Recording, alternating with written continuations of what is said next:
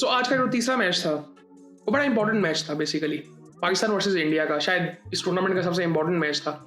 बहुत सी इस पर बातें होती रहीं, बहुत सी चीज़ें होती रहीं आगे पीछे। खैर ये मैच हुआ और आई थिंक डिसअपॉइंटेड मैं कहूँगा पाकिस्तान की परफॉर्मेंस थी बहुत ज़्यादा।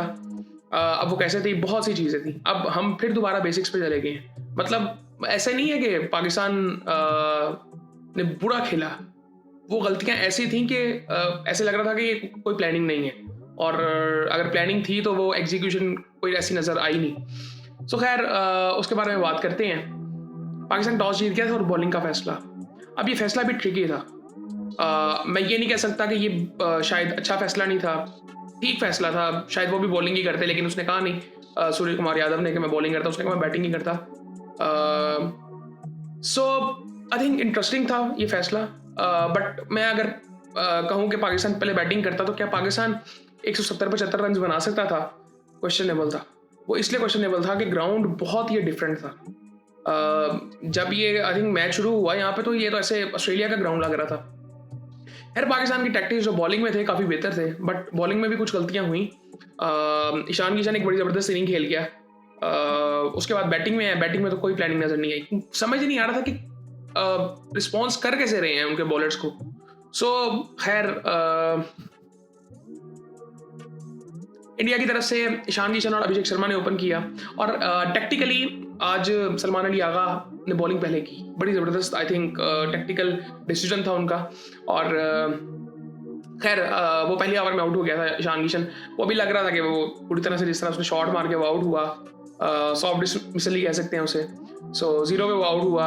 ईशान किशन आता है, वो 77 रन बनाता है 40 बॉलों में, 3 छक्के लगाता है, 10 चौके लगाता है। और जिस तरह से उसने शाहीन अफरीदी को अटैक किया था, आई थिंक वहाँ से हमें काफ़ी चीज़ें सीखनी चाहिए। अब उसके बारे में बात करते हैं और हम मेरे ख्याल से हम डेली बेसिस पे बात करते हैं उसके बारे में। मैं आपको बताता हूँ वो क्या। तिलक वर्मा आता है। अच्छा, उसके बाद किसी ने कुछ नहीं किया इतना खास। तिलक वर्मा की इनिंग आप देखेंगे 24 बॉलों में 25 रन। सूर्य कुमार यादव को आप देखेंगे, वो खींच के काफ़ी एंड तक ले गए। 29 बॉलों में 32 रन उन्होंने बनाए, वो भी एक ऐसी इनिंग ही थी। उसके बाद हार्दिक पांड्या 0 पे आउट होता है पहली बॉल पे। शिवम दुबे ने 27 रन बनाए 17 बॉलों में। अच्छी इनिंग थी। मतलब इसी की वजह से ये 175 तक पहुंच गए थे। लेकिन जो डिफरेंस पैदा किया वो ईशान किशन की इनिंग थी। वो उसने इनिंग बहुत अच्छी खेल दी थी। खैर 2 बाउंड्रीज उसने भी लगा दी, रिंकू सिंह ने भी एंड पे। सो ये 175 तक पहुंच गए, जो कि आई थिंक मुझे लगता है कि थोड़ा सा ज़्यादा टोटल हो गया था। 150 से नीचे मैक्सिमम रहना चाहिए था, 150 से ऊपर नहीं जाना चाहिए था इनको। लेकिन एक टाइम पे तो लग रहा था ये 200 करेंगे। एक टाइम पे ऐसे था कि ये 200 कर सकते हैं यहाँ से। लेकिन जाहिर बात है कि ग्राउंड भी था एक वो, और बॉलिंग भी पाकिस्तान की ठीक थी। लेकिन जो ईशान किशन की इनिंग है वो बेसिकली डिफरेंस है ये दोनों। लेकिन फिर भी मैं कहूँगा ये टोटल चेजेबल था।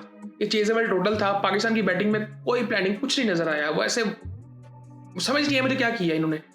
सो खैर पाकिस्तान की बॉलिंग की अगर बात करें तो आगा ने 2 ओवरों में 10 रन दिए, 1 आउट किया। तो आगा 2 ओवर और भी कर सकता था क्योंकि इनके काफ़ी लेफ्ट हैंडर्स थे।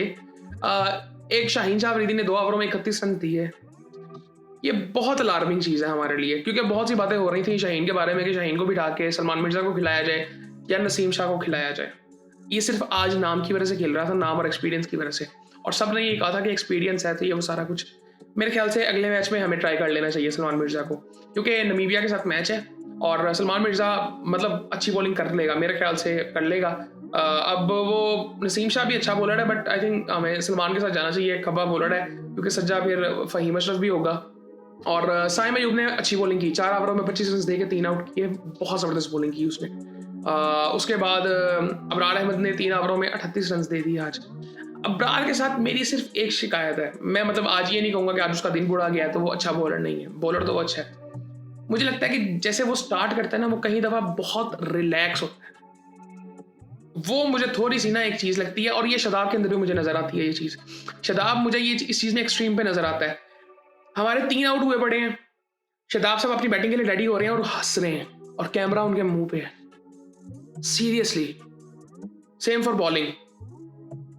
अब मेरे ख्याल से इसकी भी जगह नहीं बनती शादाब की। हमने इसको सेटल किया है और मेरे ख्याल से टीम का जो कॉम्बिनेशन है वो इसकी वजह से भी ख़राब हो रहा है। मेरे ख्याल से ये इतना अच्छा बॉलर है कि ये एज अ बॉलर या बॉलिंग ऑलराउंडर खेल सकता है टीम में। हमें एक प्रॉपर बैट्समैन डालना चाहिए। इसकी बॉलिंग से मुझे नहीं लगता ये आप ये देखेंगे इसने तो अपने पूरे करियर में लेग स्पिन बॉलिंग ही नहीं की। ये अब जब इसका कमबैक है, इससे पहले आप ये देखेंगे तो आप इसका पूरा करियर उठा के देख लें, ये लेग स्पिन गिन के एक दफा हो जाती थी, इसको करनी नहीं आती थी। ये रोंगन या गुगली, रोंगन गुगली, रोंगन गुगली, रोंगन गुगली, क्योंकि इसका एक्शन कंप्लीट था ही नहीं, जो कि अब कंप्लीट होता हुआ नजर आ रहा है। बट ये आई डोंट थिंक सो कि ये उतना कंपेटिटिव है बाकी बॉलर्स को अगर देखा जाए तो। मेरे ख्याल से इससे बहुत बेहतर हैं। मोहम्मद नवाज ने 4 ओवरों में 28 रन दिए, अच्छी बॉलिंग की नवाज ने भी। उस्मान तारिक ने 4 ओवरों में 24 रन दिए, एक आउट किया। मेरे ख्याल से ये एक्सपीरियंस उस्मान के लिए बड़ा अच्छा होगा।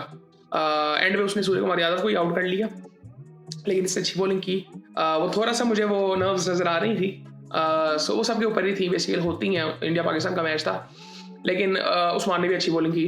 उसके बाद अच्छा 175 रन तो अब हो गए, और ये ईशान किशन का ही डिफरेंस था बेसिकली। सो पाकिस्तान अब बैटिंग के लिए आता है। अब पाकिस्तान ने क्या करना था बेसिकली, पाकिस्तान को पहले थोड़ा सा ध्यान से जाना था। उन्होंने भी अपना पहला ओवर बड़े ध्यान से खेला था, फिर भी उन्होंने एक आउट अपना करवा लिया था। अच्छा अब फरहान आया, साइम आया। अब मैं ये नहीं कहूँगा, मतलब उन्होंने भी बॉलिंग अच्छी की। ये अब बुमराह ने जो साइम को बॉल किया था, अब मुझे वहाँ पे फिर दोबारा आ रहा था, अब वो कह रहा था बैट लगा हुआ है, लेकिन अब यहाँ पे आगे वाला पाँव भी था, पीछे वाला पाँव भी था। मुझे अगर आगे वाले पैड पे नहीं लगा, पता नहीं लगा था कि नहीं, अब वो कह रहे थे कि आगे वाले पैड पे लगा है, पता नहीं अब लगा था कि नहीं। अगर लगा था तो फिर तो ठीक है, नहीं लगा था तो वो क्योंकि पिछले पैड पे बैट पे लगने के बाद लगा था, तो वो एक थोड़ी सी चीज़ थी मेरे जहन में उस वक्त, लेकिन मेरे ख्याल से कोई इतनी बात हुई नहीं, तो आउट ही होगा। अच्छा सलमान अली आका, मुझे इसकी शॉट ही नहीं समझ आई। सलमान ने ये शॉट कजाफी में खेली थी, बैटिंग यहाँ पे नहीं बनती थी, बॉल रुक के आ रहा था आपके पास, बुमराह का बॉल था, नया बॉल था, वो खेली इस तरह से रहा। मैं अब क्या इस पर कह सकता हूँ कि उसको ये शॉट नहीं मारना चाहिए था। आई थिंक उसको थोड़ा सा सब्र करना चाहिए था मेरे ख्याल से, क्योंकि मिडिल ऑर्डर में जिस तरह उस्मान लेके चला था ना, बाबर और आगा को लेके चलना चाहिए था, क्योंकि आगा स्पिन को अच्छा खेलता है, बाबर को कॉन्फिडेंस मिलता है, बाबर भी स्पिन को अच्छा खेलता। और बाबर ने जो शॉट मारा है, निहायत घटिया शॉट था। अब यकीन करें इस पर गुस्सा आ रहा है। अब मतलब आप अपनी वो इनिंग खेलें जो आप खेलते हैं, विकेटें 3 गिरी हुई हैं, आराम से खेल भाई, जिस तरह उस्मान ने खेला है। सो आई थिंक वो बाबर की मुझे लगता है कि शायद बाबर का भी ये टूर्नामेंट के बाद शायद वो बाहर हो जाएगा। मुझे बेसिकली अब ये लग रहा है, मे भी अगर नेक्स्ट मैच में, मैं सिर्फ इस वजह से कह रहा हूँ कि आपके पास इससे बेहतर नहीं है। फखर जमान मुझे नहीं लगता कि वो मिडिल ऑर्डर में वो खेल सकता है, चौथे 5वें नंबर पे मुझे नहीं लगता कि वो आप बेस्ट ऑप्शन देखते हो। इवन नाफे के साथ बहुत मसले हैं, नाफे सारे कर रहे हैं कि नाफे को खिलाएं जी एज अ बैटर, ये वो फलां, उसके फील्डिंग में बहुत इश्यूज हैं, उससे कीपिंग नहीं करवाई जा सकती। मैं आपको बड़ी सीरियसली बता रहा हूँ, वो कीपिंग नहीं अच्छी कर रहा।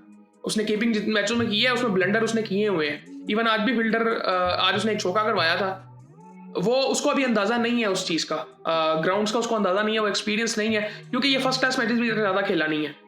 पहले तो उसको I think first class matches खिलाने चाहिए, फिर जाके आई थिंक, मुझे अभी भी नहीं लगता कि ये पूरी तरह से रेडी है। आपको बैटिंग करके दे देगा, लेकिन वो विकेट कीपिंग आपको प्रॉपर चाहिए अच्छी टीमों के खिलाफ। उस्मान जो कि अच्छी कर रहा है, उस्मान मुझे लगता है कि बहुत अंडररेटेड है, हम उसको कुछ समझते नहीं है कि वो खूबसूरत नहीं लगता खेलता हुआ, बट वो बड़ी ज़बरदस्त शॉट्स मारता है, मतलब सीधा मारता है, कट अच्छी खेलता है, सिंगल डबले लेता है, डॉट बॉल्स कम खेलता है। ये सारी चीज़ें जो हमारी टीम को आती नहीं है वो इसके पास हैं, तो वो खूबसूरत लगता नहीं है, तो इसलिए हम उसको रेट उस तरह से करते नहीं है। खैर मैं बाबर से बड़ा डिसअपॉइंटेड हूँ, और सलमान से भी बेसिकली, इन दोनों से। अब साहिब फरहान से परफॉर्म करता हुआ आ रहा है, बट आई थिंक थोड़ा सा यहाँ पे सेंसिबल होना चाहिए था। आपको थोड़ा सा ना ऊपर चढ़ के आना पड़ता है बॉलर के, कि अगर आपने बड़ी टीमों को हराना है तो। सो साइम अब अच्छा बॉल पड़ गया था, मैं क्या उस पर कहूँ, अब वो जिस तरह एक छक्का भी हो गया था उसका, लेकिन ना ये साइम को भी देखना पड़ेगा कि आपको बेहतर होना पड़ेगा हर तरह से। अगर आपको ये चीज़ें करनी है, ठीक है आपके सामने बेहतरीन बॉलर्स होंगे, तो आपको फिर उनको हैंडल भी तो करना है ना। खैर मैं सबसे जो बड़ा आई थिंक समझता हूँ जिम्मेदार इस वक्त वो बाबर और सलमान अली आ गए हैं दोनों। आई थिंक दोनों ने, बाबर स्पेशली, बाबर को मैं उससे ऊपर रखूंगा कि मैं बड़ा डिसअपॉइंटेड हूँ बाबर से, सीरियसली। बाबर को सीरियसली अब सोचना पड़ेगा, और मेरे ख्याल से हमें सिर्फ मेरिट पे जाना चाहिए। शादाब की मुझे नहीं लगता इस टीम में जगह बनती है। अभी फिलहाल इस टूर्नामेंट की अगर बात करें तो ठीक है आप बाबर को खिलाएं, लेकिन मैं वो इस वजह से कह रहा हूँ कि आपके बाहर कोई ऐसा बैट्समैन बैठा नहीं हुआ, और उसको बाबर को, मुझे तो यहाँ पे नजर नहीं आता कि टीम की कोई प्लानिंग नहीं थी। ये इंडिविजुअल लेवल पे जो बात करते हैं जी, क्लैरिटी, प्लानिंग, टीम की क्या प्लानिंग थी, मुझे वो समझ नहीं आई। उस्मान खान ने बड़ी ज़बरदस्त इनिंग खेली, 44 रन बनाए 34 बॉलों में, एक छक्का लगाया, 6 चौके लगाए, 129 का स्ट्राइक रेट। बाबर टिपिकल ऐसी इनिंग खेलता था, तो वही खेलनी थी भाई। उसको कह कह के ना कि भाई तू ये, वो अजीब सी शॉट्स ट्राई करता है। शदाब खान 14 रन बनाए 15 बॉलों में। अच्छा, उसके बाद नहीं मुझे उम्मीद थी, वो बाबर आउट हुआ ना, इवन जब उस्मान भी था, मुझे था कि शायद थोड़ा सा ये एंड तक खींच के ले जाए, तो फिर नवाज ने क्या किया है मेरी समझ से बाहर है। नवाज ने वो शॉट क्या मारा था? अगर वो शॉट भाई तूने मारना है तो पक्का मार भाई, शॉट 20 मीटर आगे बॉल गिर रहा है तो उस आई थिंक ये समझने की बात है ना, आप रियल टाइम में आप डिसीजन मेकिंग कर ही नहीं सकते, आप में वो एबिलिटी नहीं है। आई थिंक ये मसले तो हैं ये हमारे साथ। मैच विनर्स की हम बात करते हैं तो वो सीरियसली हमारे पास नहीं है, ये बहुत सीरियस बात है, हमारे पास नहीं है मैच विनर्स। अबरार को मैं किसी हद तक अभी भी रेट करता हूँ कि अबरार कईयों से बेहतर है, बट आज उसने बॉलिंग बिल्कुल अच्छी नहीं की। साइम को मैं आज कहूँगा कि बॉलिंग में तो उसने अच्छा किया, बट आई थिंक बैटिंग चाहिए ना, बैटिंग में वो बिलीव कब आएगा, वो कॉन्फिडेंस कब आएगा? अवाम को तो बिल्कुल भी नहीं है ना, इनको कब आएगा? खुद पता नहीं कब आएगा। खैर उसके बाद खैर किसी ने क्या करना था, शाहीन अफरीदी ने 19 बॉलों में 23 रन। शाहीन ने तो डिसअपॉइंट किया, शाहीन को बाहर बिठाना चाहिए अब पास, आई थिंक बहुत ज़्यादा हो गया, इसकी जगह नहीं अब बनती। इवन वनडे का इसको कप्तान बनाया हुआ है, समझ से बाहर है क्यों? आई थिंक इसको बाहर बिठाना चाहिए, और जो प्लेयर्स की जगह बनती है, ये बाकी ये जो प्लेयर है इनकी जगह पहले बनती है इससे। और ये जो बातचीत होती है ना कि जी फास्ट बॉलर्स को सपोर्ट नहीं मिलती है भाई सपोर्ट, या आपके पास फास्ट बॉलर्स उस तरह से है नहीं, आपकी अप्रोच इस वक्त वो नहीं है। आपके फास्ट बॉलर्स कंपेयर किया जाए तो नहीं उस तरह के हैं आपके पास, सीरियसली ये आपको समझने की बात है, क्योंकि वो स्क्वाड में भी नहीं है। आप अगर बात करेंगे नसीम शाह, कॉन्फिडेंस क्या आपको उसके ऊपर है? नहीं है। नसीम शाह शाहीन में जब बात आएगी तो शाहीन को मोस्टली लोग ही सुनेंगे एक्सपीरियंस की वजह से कि यार ठीक है उससे बेहतर ही है, मोस्टली रन खाएगा नहीं मोस्टली मैचेस में। शाहीन, अब नसीम भी जब खेलेगा उसके ऊपर भी पूरी तरह से किसी को कॉन्फिडेंस नहीं है। सलमान अभी इतने मैचेस खेला नहीं है, तो हमें देखना पड़ेगा बॉलर्स की तरफ। बॉलर्स हमारे पास फास्ट बॉलर्स हैं अच्छे, अभी उनको मौके उस तरह से मिले नहीं है। आई थिंक हमें वही सिस्टम की बात फिर आ जाती है। हमारा सबसे बड़ा मसला जो वो इस वक्त चल रहा है, ये जो हम हारते हैं ना ये वाले मैचेस, कहाँ पे है वो रोटेशन? हमें सिंगलें लेनी आती नहीं है, वो कौन सिखाएगा? एग्रेसिव क्रिकेट की बात करते हैं, सिंगले कब लेंगे? पावर प्ले में आधी से ज्यादा बोले हम डॉट्स खेलते हैं।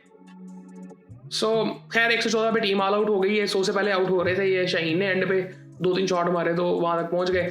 बॉलिंग की अगर इंडिया की बात करें तो जी हार्दिक पांड्या ने भी 2 आउट कर दिए 16 रन देके, एक मेडिन भी उसने कर दिया।